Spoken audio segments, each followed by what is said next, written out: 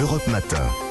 Dimitri Pavlenko. L'innovation sur Europe 1. Bonjour Anissem Bida. Bonjour Dimitri, bonjour à tous. L'innovation du jour, c'est une bonne nouvelle pour ceux qui sont toujours à court de batterie.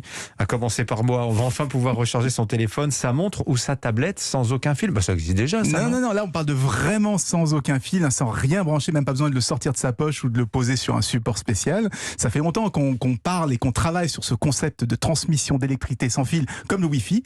Mais cette fois, ça y est, vraiment, les premiers appareils vont être commercialisés. Et c'est le français Arcos qui sera parmi les premiers, avec toute une gamme, des caméras de surveillance, des tablettes, des téléphones et des montres connectées. Donc plus besoin de penser à les recharger. Dès qu'ils se trouveront à proximité d'une borne un peu spéciale, pof, ils se rechargeront automatiquement. En fait, ça fonctionne exactement comme une box Wi-Fi, c'est-à-dire qu'on a une base qu'on pose dans un coin et elle va envoyer des ondes, un faisceau d'ondes à l'appareil qu'il va ensuite convertir en électricité.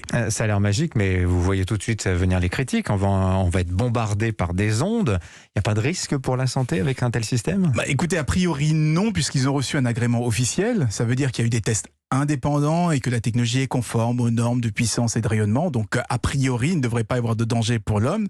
Alors, c'est une technologie qui n'est pas développée par Arcos, mais par Ossia. C'est une start-up américaine. Et ces dernières années, elle a multiplié les faux départs justement parce qu'elle n'arrivait pas à obtenir ce fameux agrément. On se dit que ça donne le cancer et que ça pose des tas de problèmes. Et donc, c'est désormais le cas. Ils ont l'agrément, donc depuis quelques mois, et les produits peuvent être commercialisés. Ça veut dire qu'il faudra acheter un nouvel appareil. On ne pourra pas adapter nos téléphones actuels ? Non, il faudra une housse spéciale ou acheter un adaptateur. En fait, c'est comme tout nouveau standard, il faut convaincre un maximum de fabricants de prendre une licence et donc de fabriquer et de développer des produits qui sont compatibles.